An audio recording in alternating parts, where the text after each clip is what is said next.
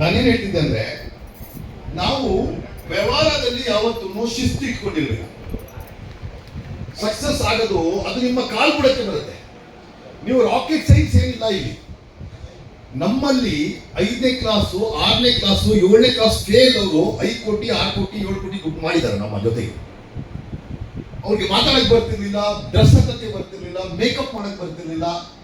ಅಂದವರೆಲ್ಲರೂ ಬಂದು ಪದೇ ಮೀಟಿಂಗ್ ಅಲ್ಲಿ ಕೂತ್ಕೊಂಡು, ನಿಮ್ಗೆಲ್ಲ ಗೊತ್ತು, ಒಂದೊಂದೇ ಡ್ರಾಪ್ ಇದೆಯಲ್ಲ ಆ ನಲ್ಲಿ ಹತ್ರ ಅಥವಾ ಬಾವಿಯಲ್ಲಿ ಹೋಗಿ ನಾವೆಲ್ಲ ನೀರು ಬಾವಿಯಲ್ಲಿ ನೀರು ಅಲ್ಲೇ ಎಷ್ಟು ಗಟ್ಟಿ ಕಲ್ಲಿದ್ರು ಅದು ಸವಿಯುತ್ತೆ. ಒಂದೊಂದೇ ಡ್ರಾಪ್ ಕಲ್ಲಿದ್ರೆ ಅಲ್ಲೇ ಒಂಥರ ಗುಂಡಿ ಕೆಪ್ಪಲ್ ಆಗುತ್ತೆ.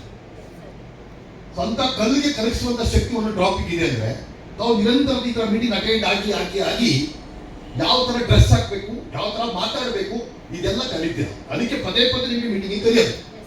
ನೀವು ಕಸಬನ್ನು 70 ಕೋಟಿ ದುಡಿಯ ಕಡೆ ಬಂದಿರಲಿ, ನೀವು ಸಣ್ಣ ಪುಟ್ಟ ದುಡಿಯಕ್ಕೆ ಬಂದಿಲ್ಲ. ಇಲ್ಲಿ ಕೇವಲ MBBS ಓದಕ್ಕೆ ಎಷ್ಟು ಕೋಟಿ ಖರ್ಚಾಗುತ್ತೆ.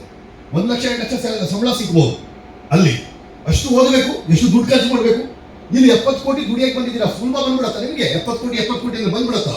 ಆ 70 ಕೋಟಿ ಬರಕ್ಕೋಸ್ಕರ ವಿದ್ಯೆ ಬೇಕಲ್ಲ ನಿಮಗೆ. ಆ ವಿದ್ಯೆ ಏನು? ಸ್ಕೂಲಲ್ಲಿ ಹೋಗಿ ನಾವು ನೆಟ್ಟಿ ಕಲಿತಿದ್ರೆ ನಾವು ಇಲ್ಲಿ ಬರ್ತಿರ್ಲಿಲ್ಲ. Doctor, IAS, IFS